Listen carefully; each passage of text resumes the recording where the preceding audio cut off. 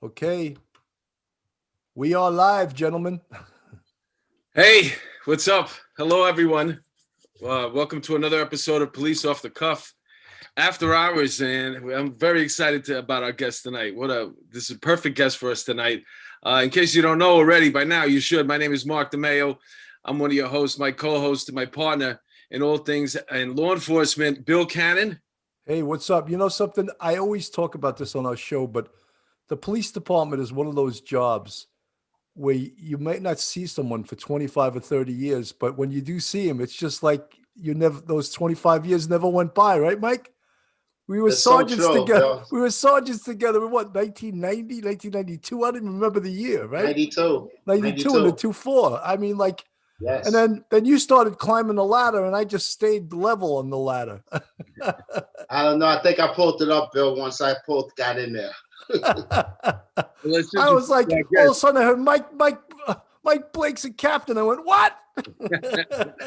Holy shit. Well, not only did he rise up to captain, but he also made chief. He's a retired NYPD chief. He's a native New Yorker from the South Bronx, one of 11 children. And he's currently is a partner in the Merrick Financial Group, a full service investment and financial service there. And he's our guest tonight, and it's a perfect guest. I'm going to pick your brain about what's going on tonight, but thanks for joining us. Hey, I'm happy to be here, Mark and Bill. You know, I'm happy to share whatever I can with your listeners, and I'm happy just to be here. Mike, you know what I wanted to ask you? And this is a real question. Like, you made it to deputy chief. Most guys that make it to that rank, they're not leaving until a tow truck hooks a hook up to their ass in 1 pp and forcibly pulls them out of that building. But yet you left voluntarily and young. You left young. And look, it's probably a great move because you're healthy. You look great. You probably have a great life. And what made you leave? You know, let me just back up and just say this. I love the police department. The NYPD has been great to me and my family. It afforded me opportunities beyond my wildest dreams. I've been able to meet the greatest guys and girls on earth. Trust you me, bar none. However, once I got to one point of my career when I made deputy chief, I was the chief of counterterrorism. I say I had probably one of the best 4 jobs in the whole police department from my estimation. I reached the pinnacle. I didn't feel as I had anything else to do in the NYPD. I felt I did everything I needed to do. I helped a lot of people along the way to enhance their career, and I felt it was time to go. Exit stage left. You know something, Mike? It just shows you what a good guy you are. Because I posted the flyer to this show on LinkedIn, and not a single person had anything bad. Everyone was like, oh, Mike Blake. I love Mike Blake. What a great guy. Oh, Mike Blake. You know, we can't, especially being a boss, we can't all be internationally loved. I used to say, no. I'm an acquired taste. Not everyone loves me, you know? That is true. That is so true. Hey, Bill, you know what it is? As you're going along your career, and like I said, these are great guys who are really risking their lives, trying hard to be able to keep the city safe.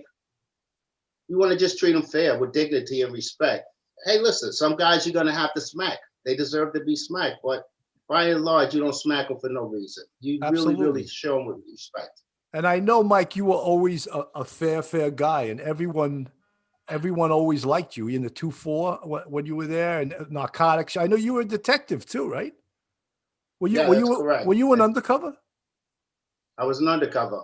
I was an undercover in Manhattan off Narcotics and an undercover in Brooklyn off Narcotics. Wow. So you paid your dues, man. The crack wars. Right. You were no inside Maytagger. You were out there. Oh, I was out there the whole time. I'm sorry to use that word from the past, that word Maytagger. Only real cops know what that means, right? Yeah. The only time I was inside was once I made captain, and even then I tried to get out as much as possible. I did not like sitting behind a desk. For sure. And you had the 130 or the 103. That was a rocking place, right? Let me tell you something. You know, I had the 103 for about 5 years, and I'm gonna tell you, it is a great place to work. The cops there are by far the best. You know, when I was in Brooklyn North, we had a slogan. I can't say it for political correct reasons, but there were great cops out there, great women out there who were cops too, back in the 90s and late 80s. But when I got to the 103 precinct, and those cops over there, they were by far the best group of guys that I've worked with. You know, you got to remember the 103, we had the Sean Bell incident. Right. You remember Sean Bell? Absolutely. Where we had the protesters and everything else. And what those men and women endured and got the job done was phenomenal. I'll never forget that place, and I'll never forget those cops. They're the best by far. Well, they had a good boss, and you know something. It all starts at the head of the horse, which is the boss. You know, and people will follow you through a brick wall if you do the right thing by them. Yeah, no, I agree with that. I agree with that. I mean, that's kind of you, but I would tell you something. The cops deserve the credit by far. The cops are frontline supervisors. I steered the ship, but these guys actually wrote the waves and did the things necessary to make things happen. So I give them all the credit, to be perfectly honest. Now, Mike, what the hell? I mean, you one of 11 kids. Obviously, when we were drinking in a bar in the 2-4 back in the day, you never came up to me and say, "Hey, Bill, I was one of 11 kids." You know, I mean, that never came up. But now that I know it, that's pretty damn interesting. Yeah, I mean, you know, I come from the South Bronx, obviously. My mother had 2 sets of twins. One died. I was really from 13 kids, but one Wow. set of twins died shortly after birth. They were older. I never met them. However, yeah, no, I had 7 brothers and 3 sisters, and we lived in a railroad flat apartment in the Bronx. It was tough. It was tough and limited upbringing for us. You know what I mean? My mother was a single mom.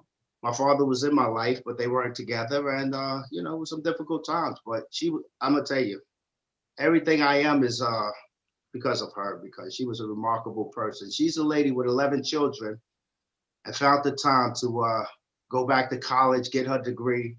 And they named a scholarship after her, the College of Human Services in Manhattan. So, I mean, she was just a tremendous lady. That's amazing, Mike. Did anyone else on your family come on the job? I had 3 brothers who came on the job. One left the job to become a bus driver for religious reasons. Another brother got jammed up years ago. He had a problem doing 4-4s, got caught up in there drinking too much. Those 4-4s, you got to be careful with those 4-4s. That's for sure. And he ended up, getting jammed up and ultimately losing the job. And another brother got 3/4 off the job. Wow. But they were all police officers. None of them rose to any rank on the job. So they must be all kinds of proud of you that you went as far as you did. I would think so, for them by and large. They're hitting you. But again, it's not. They're going to hit you, Mike. They're hitting you up for some coin. Hey. You want to see my list? You want to see the list? That's why caller ID is so good. Oh no, not that guy again. They're great though.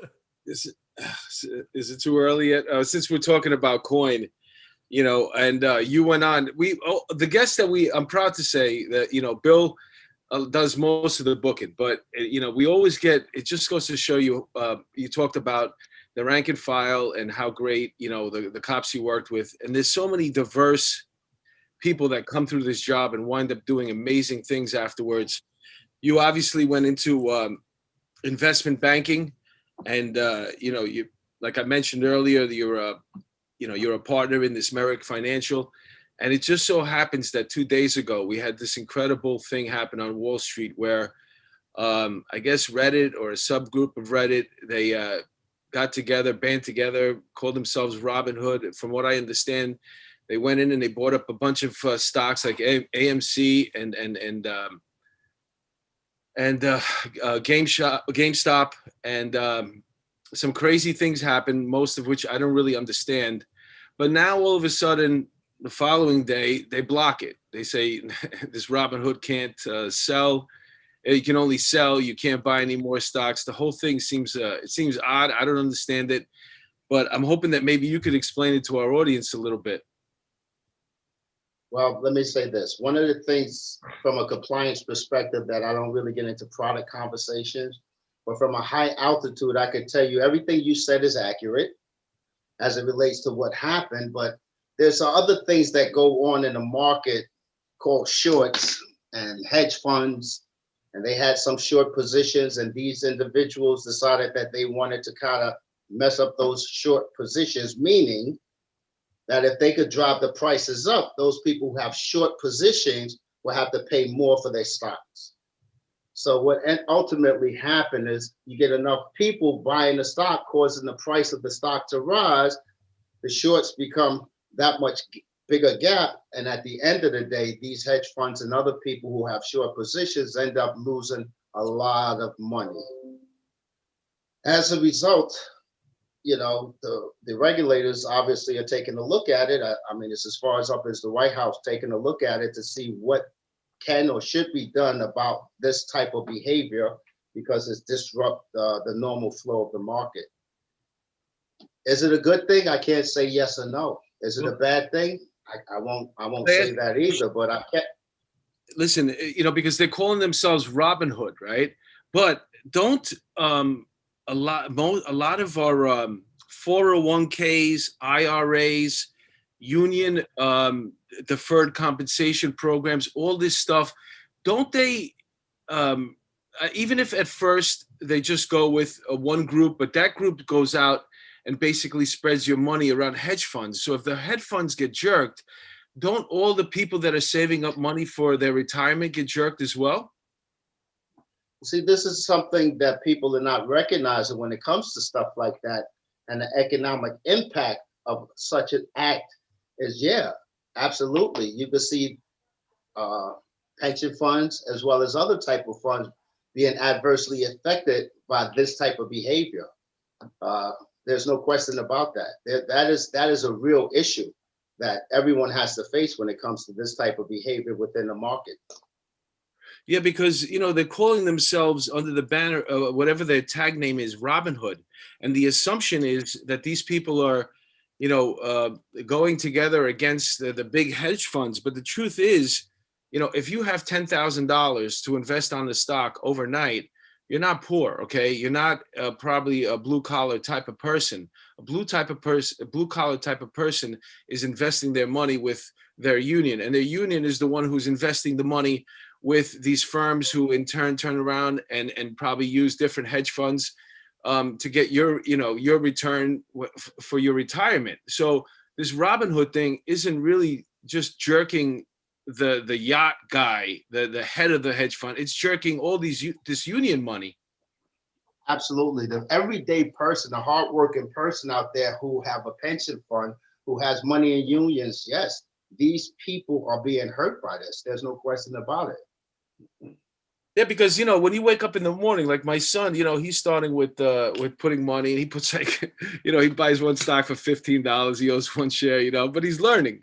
And the whole thing is I'm trying to explain to him is like, yeah, it's good, but with the same guy that you are that has rich parents, and all of a sudden they're throwing $10,000 on this stock, they're not hurting at all. The only people they're going to hurt eventually, if this thing keeps up, that's why I think they have to put an end to it.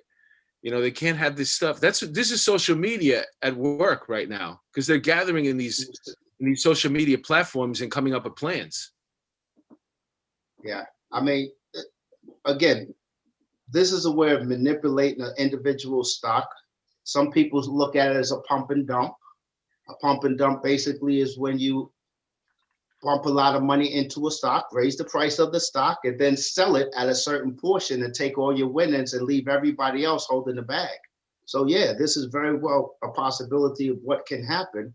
And it's something that the regulators have to take a look at and make a determination, what's the appropriate action in this particular case. But Mike, don't hedge funds do that as a matter of practice all the time?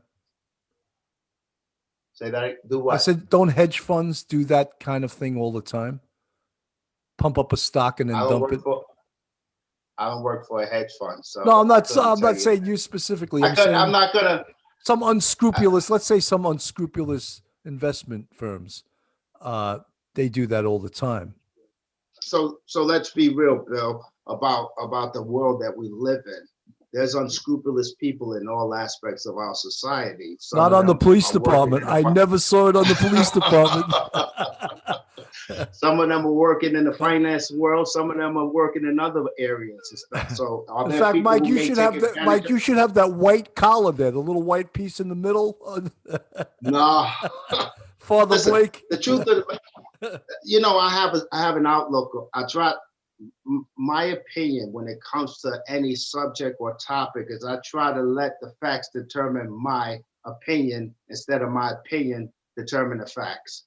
So I try to look at it objectively as I possibly can and try to come to a good conclusion. To answer your question, Bill, yeah, I'm sure there's people who have done that, or different agencies or different firms that have done stuff like that.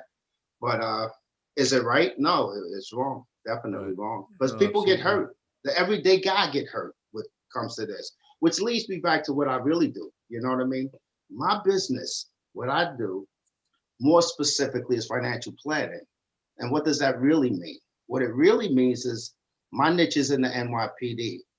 I sit down with rookies. I sit down with guys with 2 years on a job, 3 years on a job, totally complimentary. I don't charge them anything. And I sit down and make sure the deferred comp is set up properly. I make sure that they're paying their debt down the proper way and not paying high interest rates. I work with them to make financial decisions that is right for their long term in order for them to be able to retire comfortable. This is my way and my organization way of giving back to the men and women in the NYPD. And we do it totally complimentary. Well, Mike, you know something? That is a great thing to hear, because I remember when we came on the job, we were advised by the old hairbags, hey, kid, take a pension loan every 6 months. It's your money.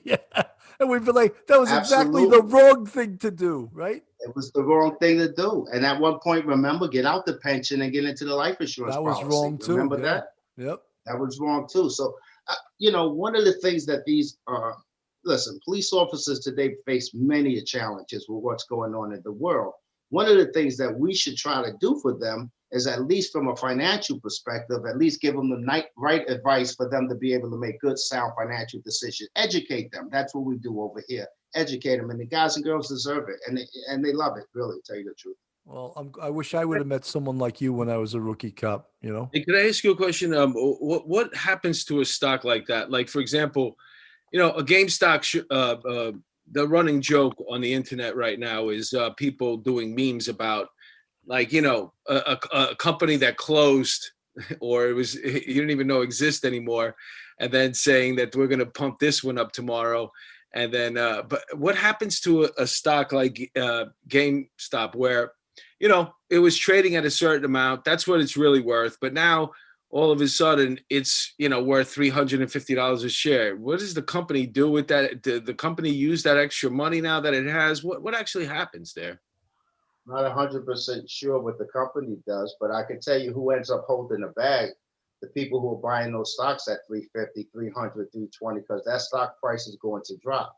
And when I'm not talking specifically about GameStop, but I'm saying when these type of things happen, once the money comes out and people realize that and they stop buying, the price of the stock levels back to its true value. And those individuals who bought at that high rate end up losing a lot of money.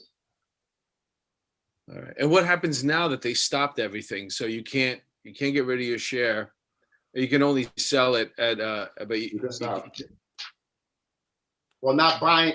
The reason why I believe, because I haven't talked to any regulators on this, and I don't want to get too much in the weeds with this type of stuff, but the reason why they stopped buying is because they want to stop artificially raising the stock price.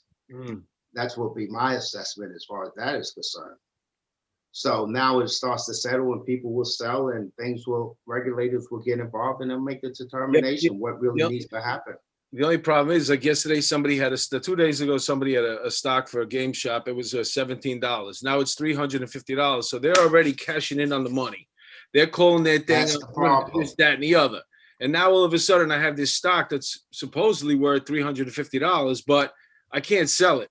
I can only hold it or I forget what the other option is. I can't buy more. Yeah. It's problematic. It's problematic. Listen, there are people a whole lot smarter than me have to figure out what's the right course of action in order to fix this problem. We have to wait and see exactly what happens, to be perfectly honest. But is it a good thing for the common person? I don't think so. Me neither. You know, Mike, could we get back now to the police department? Because I don't know anything about this stuff that we're talking about, but I know a little bit. I know a little bit about policing. What in the last you've been out since 2013, right? In the last 7 years, especially under this mayor, a lot of bad things have happened, not just to the NYPD, but to policing nationally. It seemed to be that there was almost like a war on the police. The summer where they poured the water on the cops here, the whole defund the police movement, just the lack of respect that police are getting over the whole country. What are your feelings about that, and what do you think is part of the cause of it? Well, there's a lot, I think, that goes into something like that. But I think, first of all, let's just put the foundation together. It's horrible. You know what I mean? It's horrible to see these type of things happen. These men and women are, putting their lives on the line every day to help protect society. They deserve to be treated with respect, you know? And listen, there's bad apples in every group, but you don't throw the baby out with the bathwater. And there's no way, are there reforms that need to maybe happen in certain jurisdictions and things and stuff like that? I think the NYPD is head and shoulders above any jurisdiction that I see around the country from what I've seen. However, is there reforms that can happen? Of course, in order to be able to help make it more amenable to the public that they serve. But at the end of the day, the police don't deserve anything close to what's happening to them today. You know, it's just ridiculous. I think it's ridiculous. Yeah. Some of the reasons why some of these things occur, I don't know.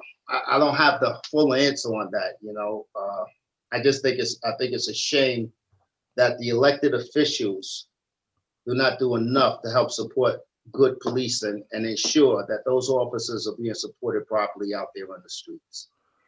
You know, I always used to say that when you look at government, especially in New York City, the most efficient department is the police department.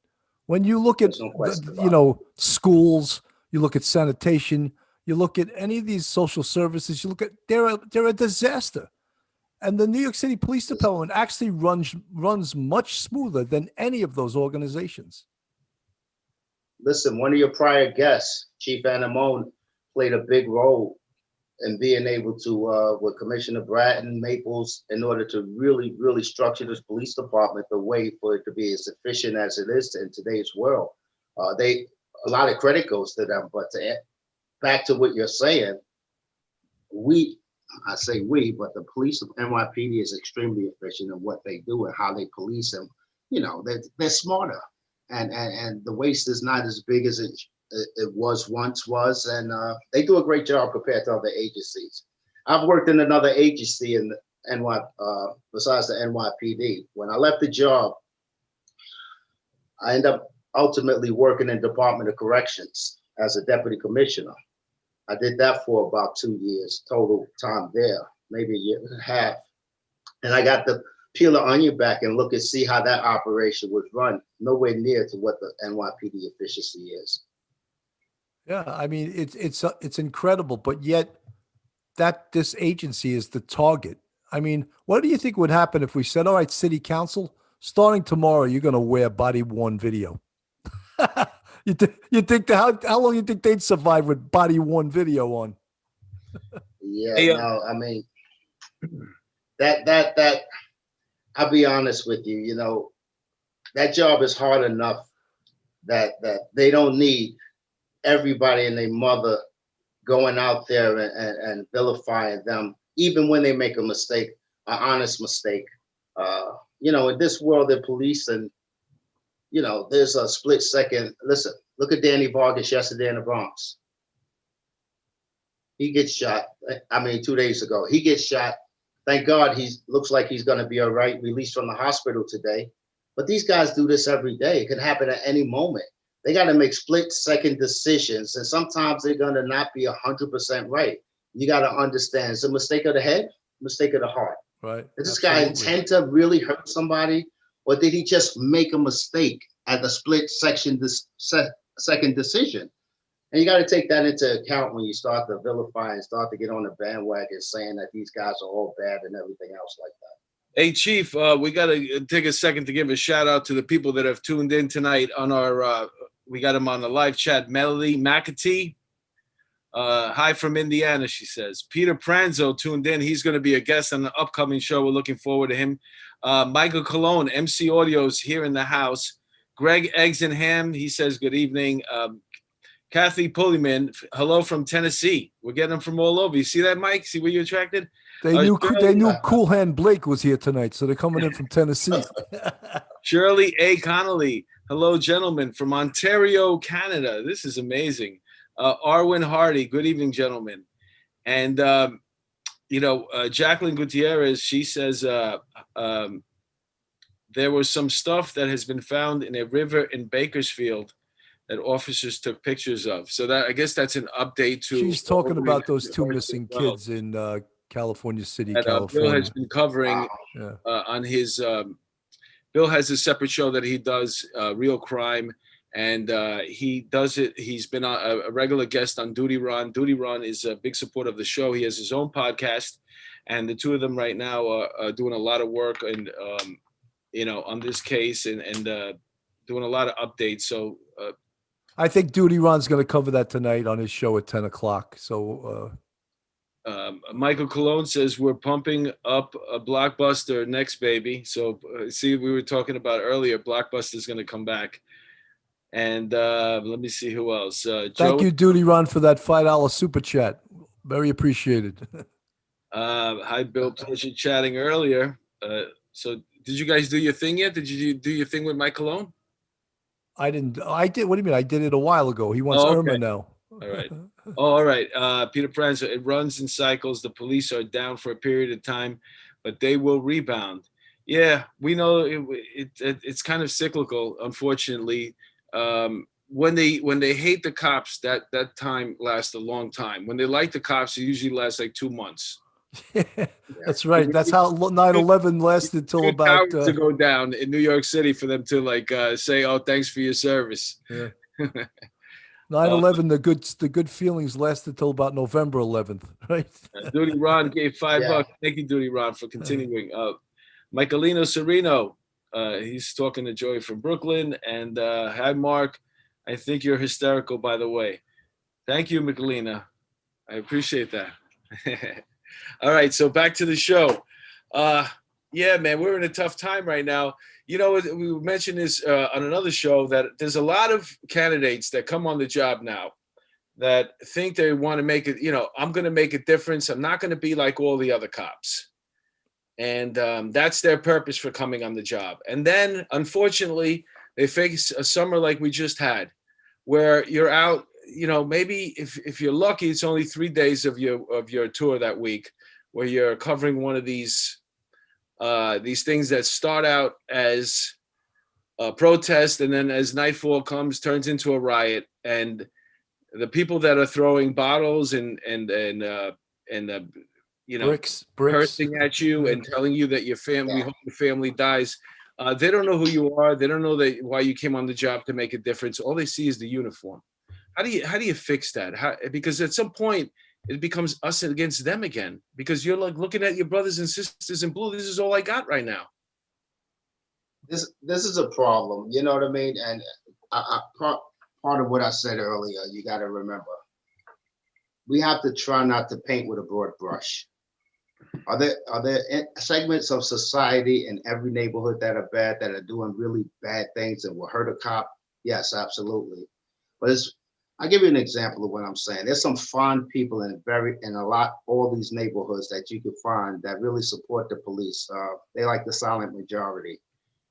You got to be able to communicate properly with that segment in order for the cops to recognize that there are so many people who really support them. When I was in the 103 precinct, we had these demonstrations, everything that you talked about, bricks being thrown, bottles being thrown. I got cut by a bottle and stuff like that. They tried to storm the station house. My community council, along with about maybe 25 or 30 other individuals from the community, came to the precinct and said, We have a demonstration today starting at 6 o'clock. They were there at 4 o'clock. They wanted to surround the precinct to protect the precinct. You got great people out there, is my point. It cost me a lot of money because I had to buy them all lunch and keep them inside. But my point I'm making is the fact that you can't paint with that broad brush. Some segments of society are looking at the police and painting them with broad brush, those individuals who are not doing the right thing. There are some who may not have done the right thing during the course of their career, whatever the case may be, and they're painting these police officers with that broad brush that they all bad, they all crooked, they all want to mess up people in every community or the minority communities. You can't paint with those brushes. You got to have the dialogue. You have to be able to talk to each other, not at each other, and you got to be able to understand what each side is thinking. We got to break that wall when you start to think about us against them, and how about we meet at a common place where we could all decide on things that are easy to decide, like we want the crime out of our neighborhood. Let's meet there, and then we could deal with some of the other issues. Hey, let me ask you a question. You're sitting at CompStat right now, and I'm the big chief, okay? And I'm saying to you, Chief, what are you going to do about this situation? Because we have a lot of protesters, anarchists coming from out of state. They don't know who the cop of the month is. They don't care. All the people that are out there protesting legitimately, you know, they know who you are. They know you're a good guy. But these people that are coming and they're going to instigate and incite and try to turn this protest into something violent by burning stuff. They don't know who these cops are. They don't care. They're from out of state. How do you police that? Okay, so first of all, you're gonna wait till the problem occurs before you address the problem. So you have to use your intelligence. You have to use your investigative personnel to be able to identify who these people are, where they're coming from, either through social media, through your intelligence division and other places. And you want to flag those individuals, tag them, and see whether or not you can hopefully prevent them from even coming there. During the course of these Black Lives Matters, during the course of the summer, there were places where they were dropping off bricks on corners so they could throw at the police officers. Those trucks should have been intercepted. Yes. Those hot spots should have been identified, and those bricks should have been removed during the course before the people got there to be able to throw those bricks. They were sitting there a long time.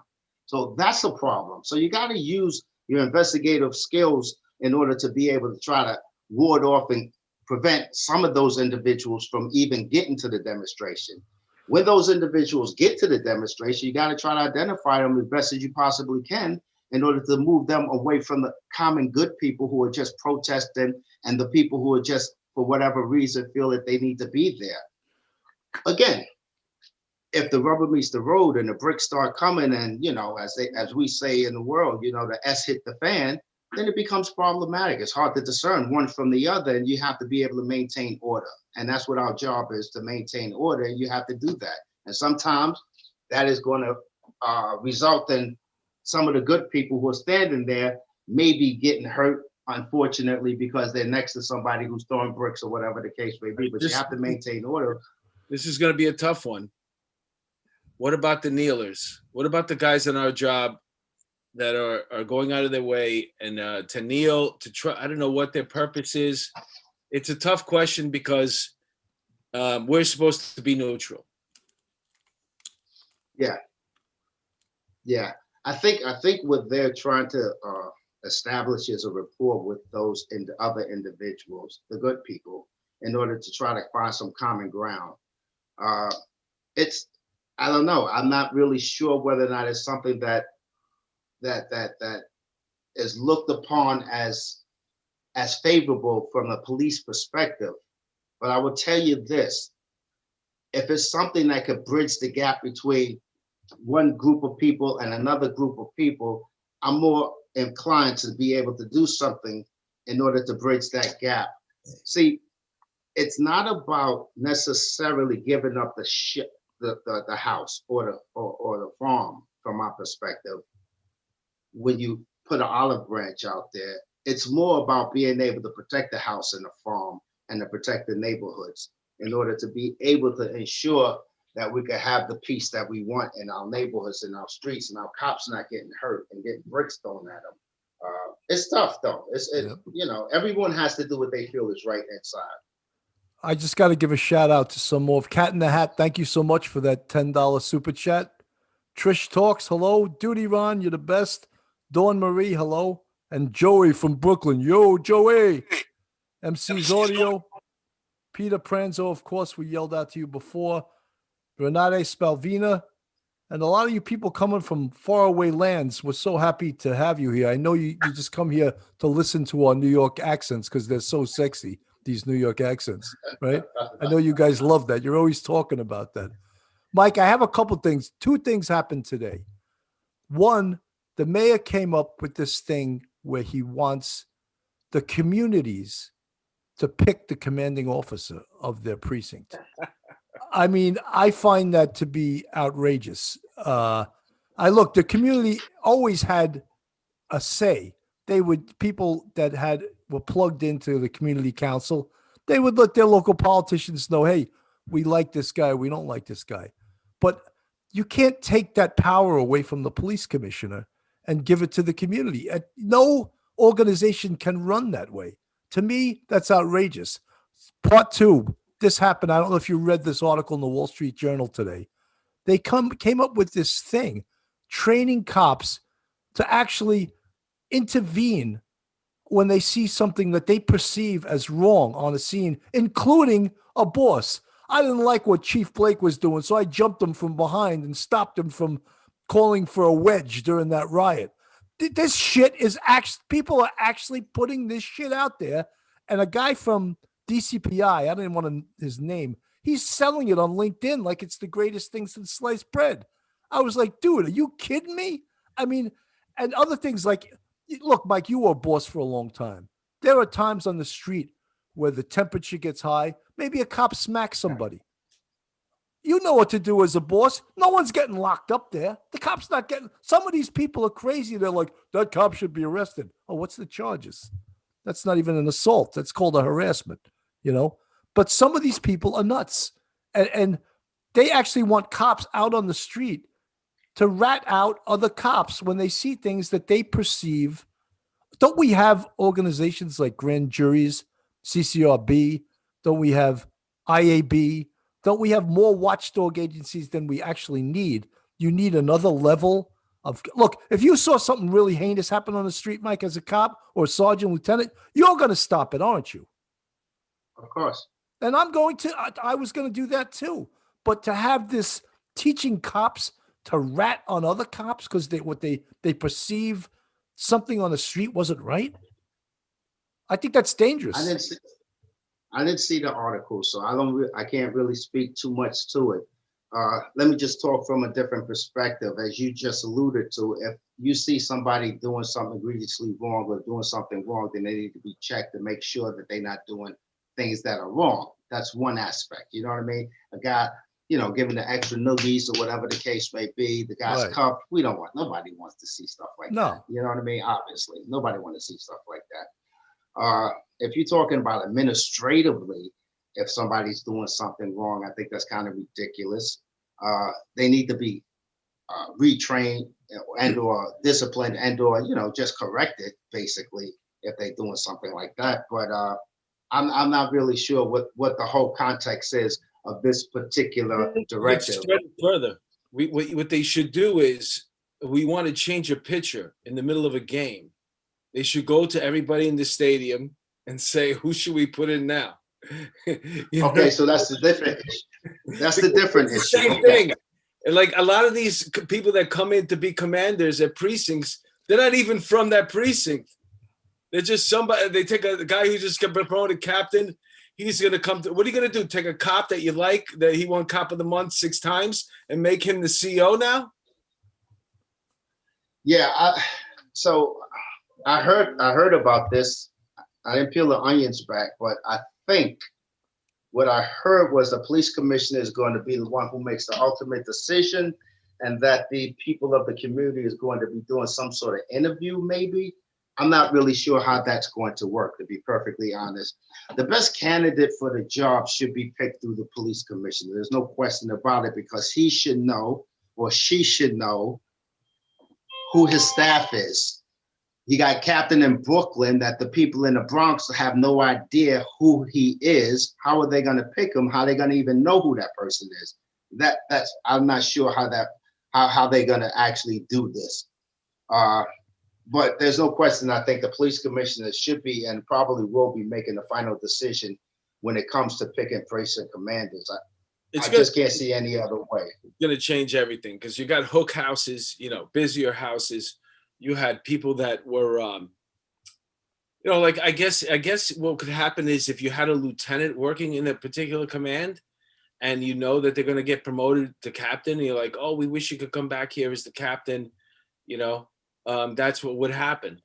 So, but it also may not be the best thing either. No, but that particular lieutenant, you could be really nice to the community, but like, this isn't where I want my career to go. I have other plans.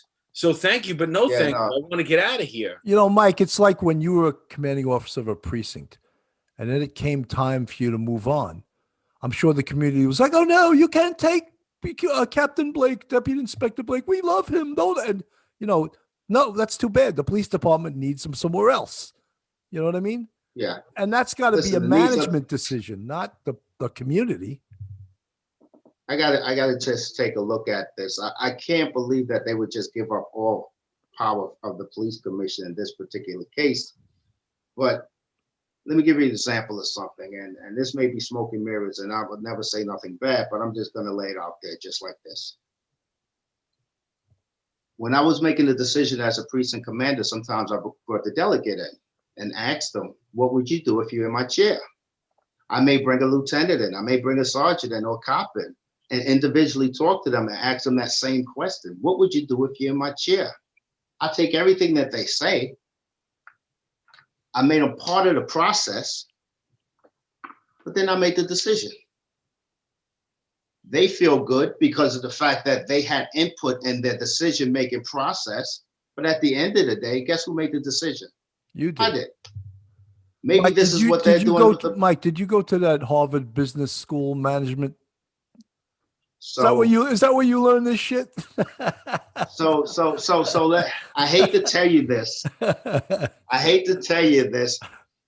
I did go to Columbia University. Oh, Columbia. PMI, Police Management Institute, and I did get the Harvard scholarship as well as the post-naval scholarship, but I end up leaving the job before I could go to either one of them. Man, they were probably pissed at you, man. You believe Blake's leaving? They weren't very happy. Look what we were trying to do for him, and he's leaving. They were very unhappy. But think about what I'm saying to you as it relates to that. I don't think, being a police commissioner, that he's going to absorb all responsibilities, duties, and decision as it relates to moving these precinct commanders.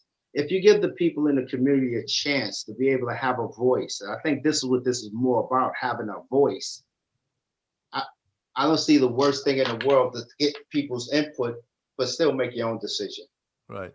Yeah, you might be stuck in a place, you know, because they really, really want you. That's what's going to happen. You know, that wouldn't be good.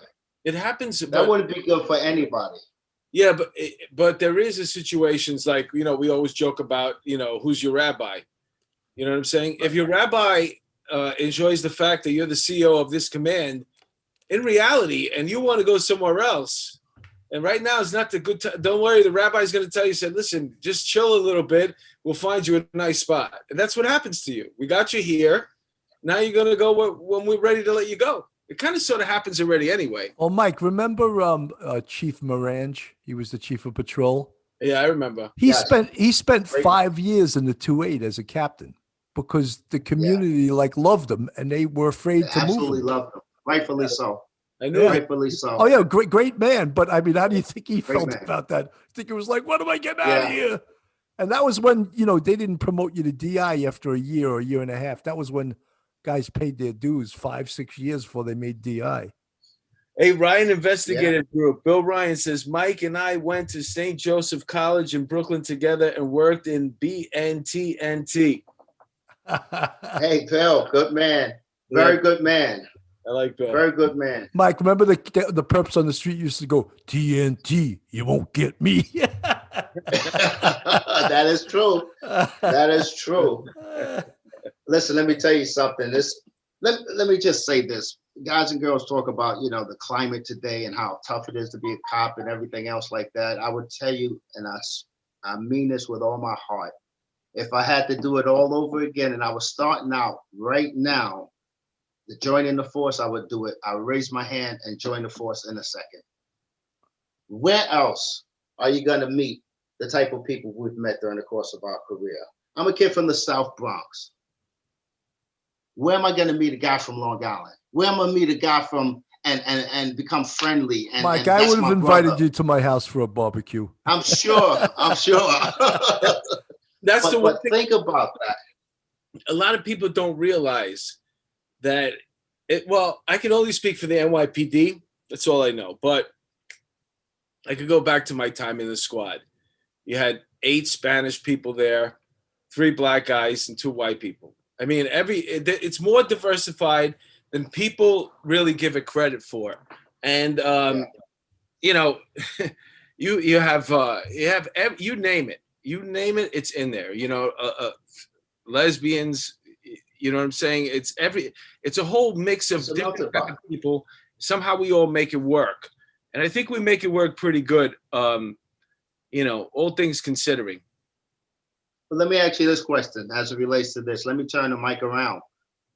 Did you learn a lot while you were there with the different cultures and everything else like that? Maybe you had this idea about this, but now being exposed to different individuals that you actually grown during the course of your career and see things a little bit different, and you've learned from some of these people and interactions you had on the job? 100%. You know something, Mike, that also comes out of having someone risk their life for you that may not be of your race, and you do the same for them, and that Absolutely. that bonds the brotherhood. And that's where the expression comes, we're all blue. And I always felt that, when you're in trouble and 3 black guys that cops come running to you, they're ready to risk their life, put their life on the line to save your life. That's an amazing thing. Yeah. The whole I'm not a pie in the sky type of guy, but think about that in real life as it relates to the general population and stuff like that. That's where we need to get to. This us against them is just like really too much as far as I'm concerned. And this polarization when it comes to color is another problem that I see. I don't see things quite like that. I think there has to be a severe penalty for somebody coming charged with a certain felony regarding a protest or a riot from another state. That's the first thing. That's the way it's. I have no problem if this is a situation in your neighborhood that you want to address, and you're from this neighborhood or from this city, fine. But when you get these outside agitators, who are really the ones doing the most damage, and they get in a plane and they leave the next day and they got their hotel room paid for, if you get caught, whatever you get caught with, you know what I'm saying? If you're from out of state, it should be you're going to do your time now. And that'll stop people. It could be a federal crime. Yeah. It could be a federal crime because you cross state lines intended to commit crimes. I mean, you can make it almost a federal crime, basically. Absolutely. Well, that would have, we talk about that, and then you think about the bigger picture and look at the Capitol. I mean, everybody was from another state, and then, they stormed the Capitol. So all these people, if we did have a law like that, that charge would be up. They'll all be doing major time right now. Yeah. So if you're going to protest, you're going to protest peacefully. That's what it'll make you do. Listen, I'll be honest with you. There is absolutely people have the right to protest. Obviously, this country's been built on this, to be perfectly honest. But nobody has the right to break the law. And I believe that the law should be exercised for anybody who breaks the law during the course of one of these peaceful protests. And the people should be prosecuted to the full extent of the law. And if we could add the laws on the book, as you're describing, Mark, to be able to make the penalty even worse, absolutely, I could go for that. Mike, one of the things, though, and when we spoke about that there's an animus towards police nationally, and especially in this city. There was a tape early on a few months ago, and it showed warrants picking a guy off the street during a protest, and the guy was wanted for several warrants. It was a textbook arrest. And the mayor and a lot of these other snowflakes objected. They said they didn't like the way it looked. And it was like, that's too bad. That's how police do their job. There was no force used other than grabbing the guy and cuffing him and putting him in the car. But yet they objected to how it looked. I mean, what do you say to that? I mean, it's like, if you give a guy a job, then you expect them to do it. If I'm in warrants and you give me a warrant on an individual and I see him, I'm supposed to apprehend this individual. If you don't want me to do that for whatever reason, political or otherwise, then don't give me the warrant and don't hold me responsible for apprehending the person. That's the bottom line when it comes to that. You know, so when you start to talk about supervision, you start to talk about whether or not, you know, what should happen or shouldn't happen, you got to look at supervisors and make a determination whether or not maybe the supervisor shouldn't have put him in a position to be able to do something like that if the powers that be is going to frown on something like that. You don't put your cops in bad situations. Well, listen to this. If you're going to allow the community to pick their own commanding officer of the precinct, well, at the same time, your community should be able to pick out who gets arrested and who doesn't. So when you grab somebody, you should be able to hold them for a certain amount of period until a certain amount of people can join and give either the A or the nay. No, because you think I'm kidding, but this is where we're at the point right now, where there's somebody should even be arrested because the community, because they want to bring a community associate to a scene and evaluate whether that person should be arrested. That's literally what we're talking about right now. And if that's okay, and then you have to also ask yourself one question. We're at the service of the community. And if the community doesn't want them arrested, should you be doing the arrest? I mean, it's convoluted, but that's the danger of too much community involvement. I don't know if you remember the big gang takedown on 125th in Amsterdam. I forget the name of those houses there, but the community that lived in that project was all behind it 100%. Then when they took it down, they were like, oh, that's my cousin. Oh, that's my brother. Oh, that's my other cousin. Then all of a sudden they were like, oh shit, this is what you mean. And they locked up a lot of people in that building, and some of them got 25 to life. And all of a sudden the community was like, oh, we didn't know you were going to lock these people up. Who'd you think we were going to lock up? You know? Yeah. So back to what Mark is saying, I think that would be ridiculous to even think about the community having to say who get locked up and who do not get locked up.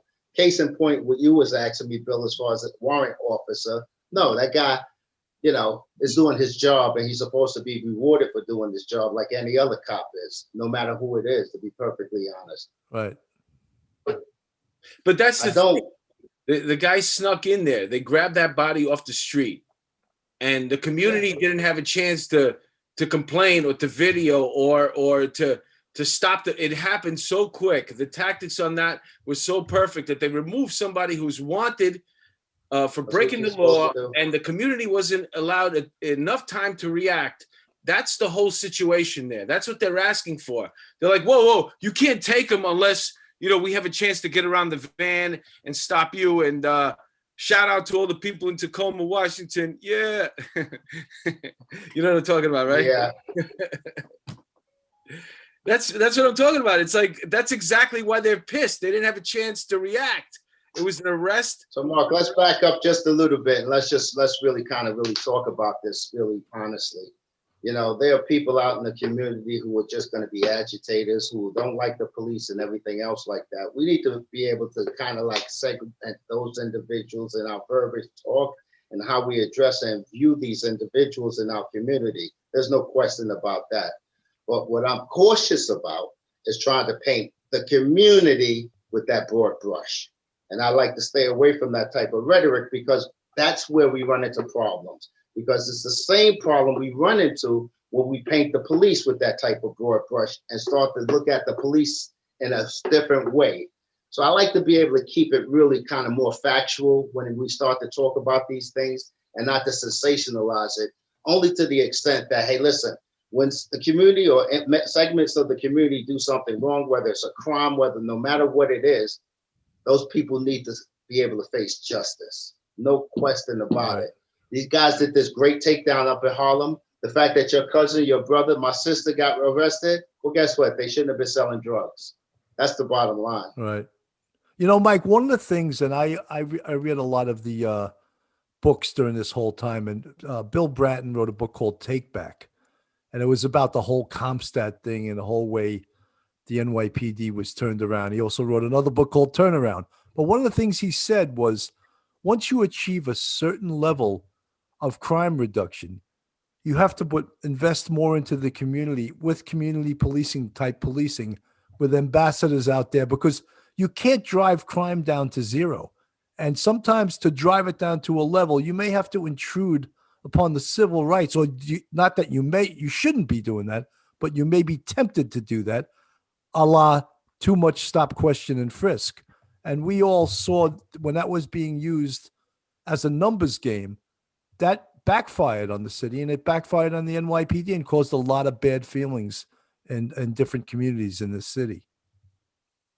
I think he was right in the sense that, listen, when you have a real bad situation that we had in this city, it took drastic measures to get this city back to where it needed to be. Those same drastic measures are not the same measures you do once you got to a different level of crime and different things in the city.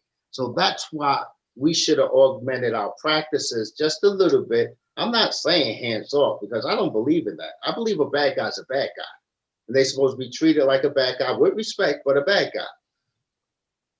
We should have backed off to some degree as it relates to the heavy-handedness, in order for us to be able to engage the community in a way that we can embark their help to solve the problems that we had. There were problems that we both share, nobody wants the drugs in their neighborhood. Nobody wants the crime in their neighborhood. People are scared. So how do we enlist their help in order for them to be able to be our eyes, ears, and confidential informants, in order for us to be able to get the information we need? Well, we have to have that rapport. And you can't have the rapport if I'm throwing grandma against his wall. So that was a problem. 100%. You know, you're coming home from work, you're a teacher, you're a lawyer, you're a sanitation worker, and you're getting tossed 3 times on the way to your building. You know, that was wrong, you know? That was Bloomberg's.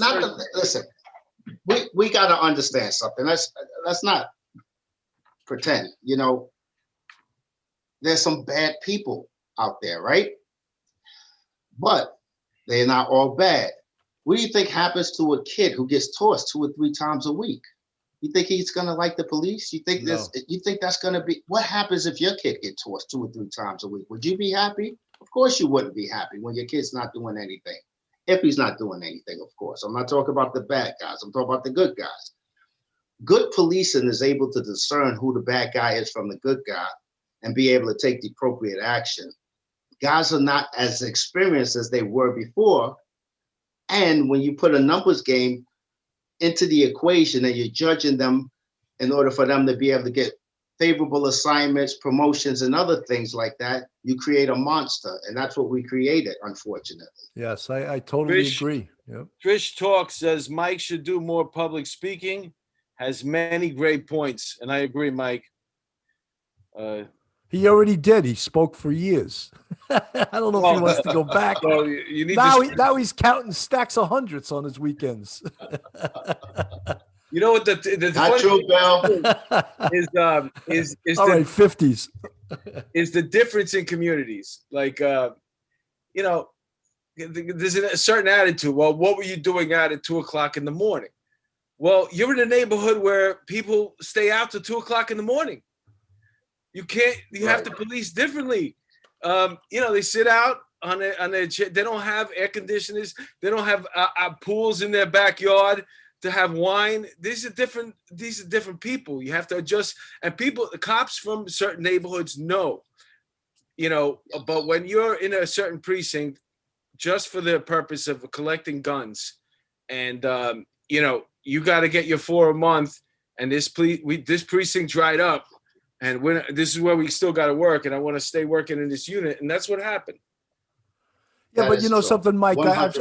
I've spoken about that before. You can't police the 19th precinct the same way you police the 3-2, because the 3-2 has guns, they have shootings, they have murders, and the 19th precinct maybe gets 1 homicide a year and maybe 2 or 3 shootings. But when you got double, triple digits, you have to police that area. And I'm preaching to the choir. I'm not telling you anything you don't know. I'm telling this to our listeners. You have to police those communities differently. Hey, absolutely. But one thing that I would add to that is that no matter where you're policing, you treat the people with respect. Absolutely. 100%. You know something? I was always impressed when I went into the 3-2 and I saw how respectful those cops were in a busy, busy place. And they were taught well, they were trained well, and I thought that they respected everyone pretty well. And you wouldn't expect that. Oh, they're in the hood, they're here, and maybe they won't. And they were all, that I could see, all respectful.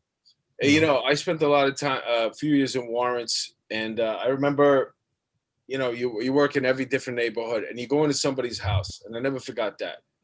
So the first time I knocked on that door, and I show you the person that I had on the warrant, I talked to you from outside. I didn't put my foot in your door, and I asked you if they were home. And if you said no, I gave you the benefit of the doubt. If I had reason to believe on my second way back, because this is where this person lives, this is all I know, I'm going to check it out the second time. But you always give them the benefit of the doubt. It's their home. And those are sticky situations in a way, because you really have to respect somebody's home. No matter how much money they got, that's their home. You can't go trampling in there, going through the door. You got to treat them with respect. And if you blow that, if you disrespect them on that, it's tough, man. It's better off, respecting people, like you said. Let me say this, this agency, the NYPD, is a great agency. They do a lot of things right. Is there room for improvement in certain areas? All of us can improve in certain areas, but you don't throw the baby out with the bathwater. You have to be able to make the necessary tweaks in order to be able to improve the agency effectiveness without having to throw out the bathwater, the baby. And that's what you got to be mindful of. Right now, some of the things that we see happen and maybe consider throwing the baby out with the bathwater. We got to be careful of those type of things. Well, Mike, if you and I don't know how much you still follow the department, but there was a DOI report that came out in regards to the summer riots. Total hit job on the NYPD. There was a second report done by the State Attorney General, Letitia James, second hit job on the NYPD. 100% political, 100%, in my mind, bullshit. They didn't deserve that, but someone doesn't like the police. And as a result, that's what's going on. Well, when you start to say someone don't like the police, let's just really say these guys politically are motivated not to like the police because they think it turns into votes. So you absolutely, recognize I couldn't have said that any on. better. Exactly, you're 100% right. Yeah, exactly. They'll sacrifice truth to get votes. No matter who's running. I didn't read the Attorney General's report, and I didn't read DOI's report, only because of the fact that when you see these things occurring, you know who's the sacrificial lamb. And it's the guys and girls out there on the streets in the police department who they're going to vilify. Now, maybe there may be some points within those reports that maybe we need to look at and institute in order to do a better job next time. However, by and large, you see those cops out there with people throwing bricks at them, the guys getting cut. One guy runned over into the Bronx. Listen, these guys did the best they can under very difficult circumstances. There's no perfect world. And anybody who thinks it's a perfect world, They live it not in the world here. So mistakes may happen. Maybe we'll adjust and make some improvements. But those guys and girls did a great job out there. You know, Mike, they in the DOI report, I'm just going to cite one thing that they spoke about. They spoke about a technique that the NYPD uses called kettling, which is basically to separate the crowds and make them go the direction you want them to go. They objected to that. As a police commander, you're like, that's a beautiful thing. That was our goal. That's ridiculous. That's ridiculous. You want to direct the crowds in a way that you want them in order for you to be able to police them and keep everybody safe. What people forget about when you talk about these large crowds, they're at risk just as much as the cops are. They're trying to protect, the cops are trying to protect everybody in this particular case. So, some of these things are outrageous, but like I said, I didn't read the full report, so I'll be the last one. That's because you just want to see nice things now that you're retired, Yeah. No, you know what it is. Hey, listen, live in your bubble. That's what I'm doing. I'm in my bubble. He just. Hey, Chief, I got to ask you Bill, something. let me reply this to you, Bill. You see, you still have here. If I continue reading these reports, I would just get more aggravated and more aggravated. I got no hair already. I thought the lack of hair was just a style that you want to be the sexy older man, Hey, Chief, listen, you've been on with us for an hour. I got to ask you a question before we start parting ways. But since you're in the business right now and you're a financial officer, we have a lot of young officers and people who want to become cops eventually, and guys who are on the job that watch the show right now. What's the best advice you can give them, and how can they get in touch with you if they want to invest their money with you? Let's back up, all right? What we do is financial planning. We do investments and all those other things. But my thing is to try to educate these young men and women as much as possible. I have 3 offices. I got one in Merrick. I have 2 upstate, one in White Plains and one in Suffern, by appointments only. They could call me anytime, my office, 516-868-0044. Schedule a complimentary review. I go over everything, soup the nuts, and to ensure that we get their ducks in a row. Back to your original question, the young person who's thinking about joining the police department, I will tell you this, it's a great career. You are the millionaire next door and don't even realize it.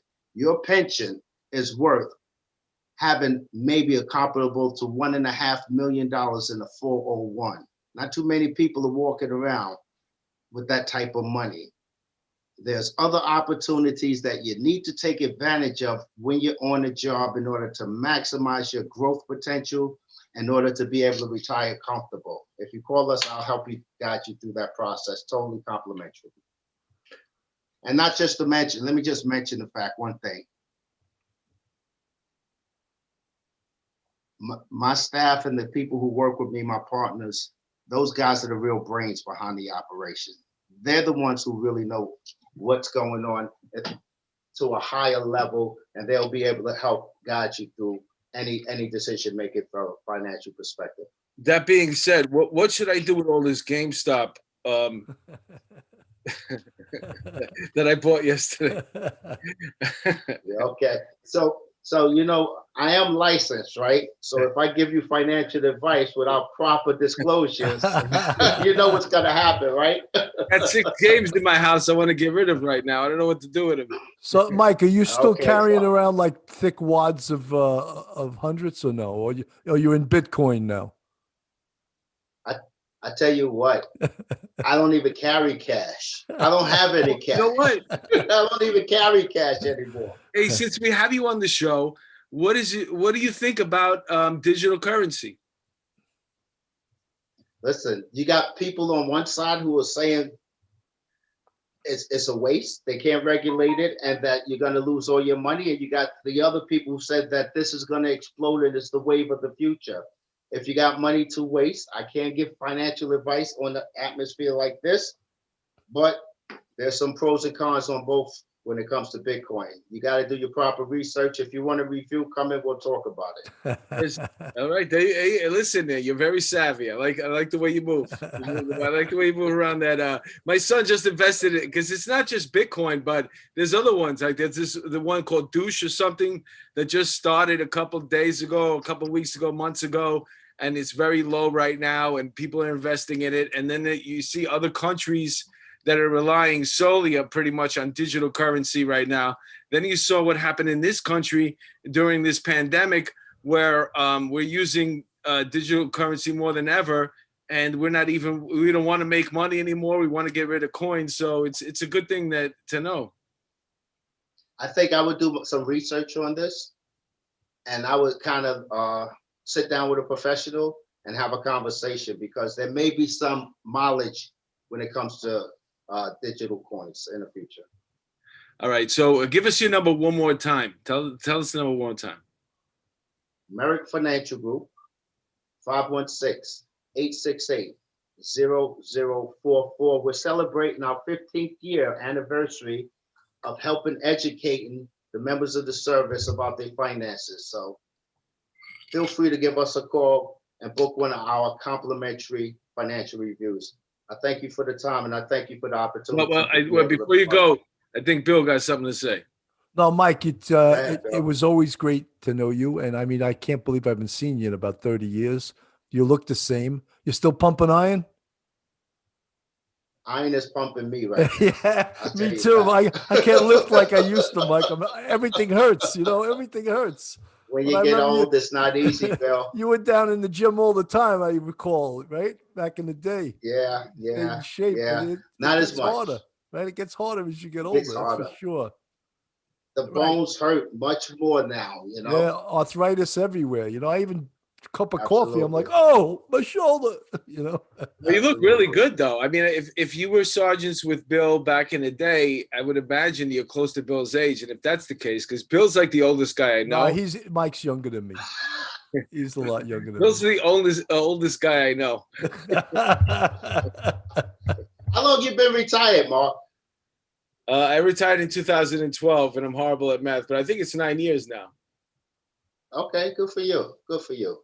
Yeah, I'm doing it. Listen, I thought it was going to be better. I'll be honest with you, but I've been on TV a bunch. It doesn't really amount to anything, but I'm still in the mix. I'm still trying. Listen, as long as you run the race, you're going to win. Just keep running it. Yeah, sure. I'm having a whole lot of fun. Bill and I have this show. We have a Patreon page. Bill, tell our audience about the Patreon page. All right, all our fans out there, and I also want to give a shout out to Duty Ron, who's actually helping Police Off the Cuff grow a big audience on YouTube, and he's helped us tremendously in the past month and a half. Also, our Patreon fans, we have 3 tiers. For $7 a month, you're the bucket. For $9 a month, you can get to polish my rack. And for $11 a month, you can dip them in butter. I won't tell you what you dip, but that's what you can do for $11 a month. And you get some content that we don't give to everyone else. One of the things I always say that I love about doing this show is the great people I get to meet. Great cops, authors of books, it's really interesting people. And Mike Blake is now one of them. I agree with you, Bill. One of the great people I met on the NYPD. And one of these days, Mike, I live pretty close to White Plains. I'll have lunch with you one day in White Plains. I'll give you a call. And I'll even buy, Mike, even though I know you got a platinum. No, that's okay, a platinum American Express card. I don't know. But I'll even buy. I don't give a shit. I got money. Anyway, Mark, you got anything else to say before we say goodbye? The long line of guests that we've had that are doing better than me. So you fit right in. Yeah. Thank you, Mike, for joining us. You were a great guest. You answered a lot of our questions. And I learned a lot tonight, man. And Bill? Mike, I'm glad you're doing great. And out of the 11 kids, you're doing the best. I appreciate the opportunity, guys. You know what I mean? Keep up the faith and keep plugging for our guys out there. You're always welcome back. And we're going to share your investment firm on our platform and see if we can get you some business. Have a great day. Take You're care. the man, Thanks Mike. again. Thank you so much, Mike. Thanks for joining us. Take care now. All right.